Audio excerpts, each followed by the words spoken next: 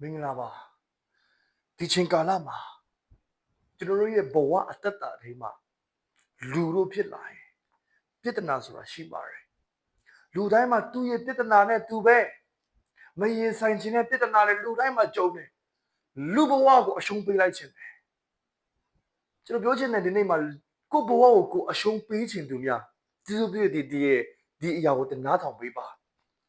ကျမ်းစာတဲ့ပိုက်ကိုကျွန်တော်ဖတ်မယ်ရှမတ်တဲ့အခန်းကြီး7အငယ်28မှာပြောလဲဝင်လို့ပင်ပန်းတို့ပေါလို့ငါထံလာလို့ငါချမ်းသာပေးမယ်နင်းရဝင်ငါ့ကိုပေးလိုက်ပါငါထမ်းပေးမယ်လို့ပြောတဲ့ဖခင်ယေရှုဖခင်ဖြစ်ပါတယ်တမမိတ်ဆွေညီကိုမောင်နှမများကျွန်တော်ပြောချင်တယ်လေဆိုကျွန်တော်တို့ကိုအင်မတန်မှချစ်တော်ဖခင်ကျွန်တော်ကိုနေနဲ့ဂယုစိုက်တဲ့ဖခင်သူကျွန်တော်တို့နားမှာပဲရှိတယ်ကျွန်တော်ကိုကြွေကမဆပေးနေတယ်တင်းရဝင်နေသူ့ကိုအပ်လိုက်ပါသူပို့စီမယ်ဖခင်ပြောချင်နေရကတင့်ကိုငရေကနေပဲကေတင်တာမဟုတ်ဘူး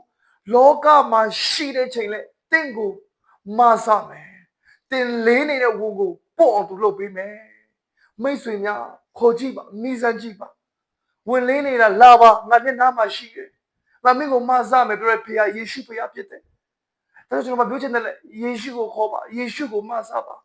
ယေရှုကတင့်ဘဝတစ်ခုလုံးကိုမဆနိုင်တဲ့ဖခင်ဖြစ်တယ်ဆိုတော့ကျွန်တော်ပြောချင်ပါတယ်ယေရှုဖခင်ကောက်ကြည့်ပေးပါစေ